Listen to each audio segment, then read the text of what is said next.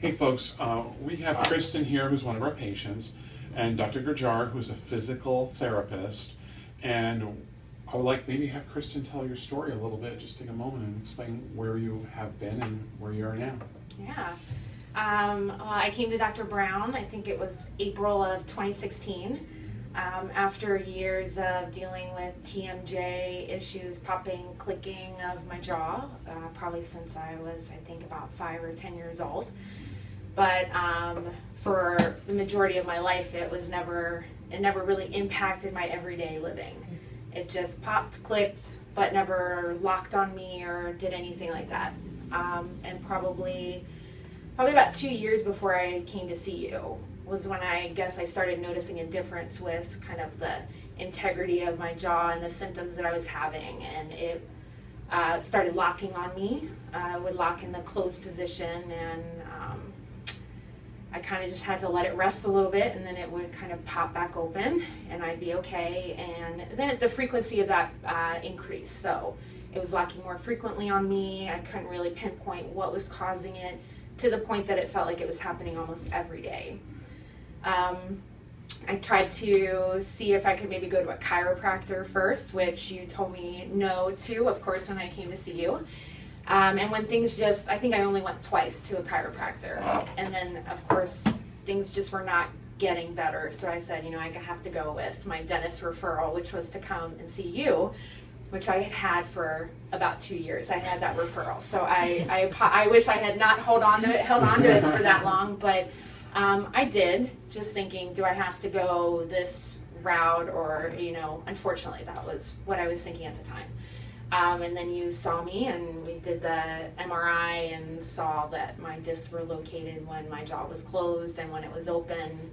And you fitted me for the ALF and the GELB, and instantly, I saw a difference right away when the appliance was put in my mouth, that I could open my jaw without it popping.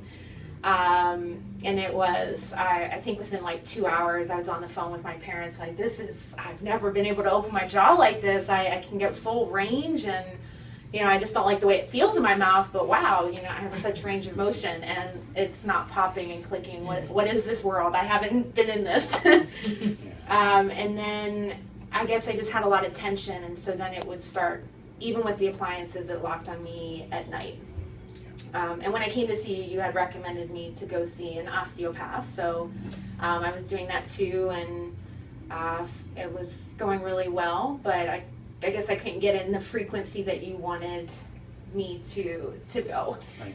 And then probably only 3 months after starting with the appliances, my jaw locked in the closed position and I couldn't get it open, and kind of had to accelerate the whole process with Dr. Gregory. So.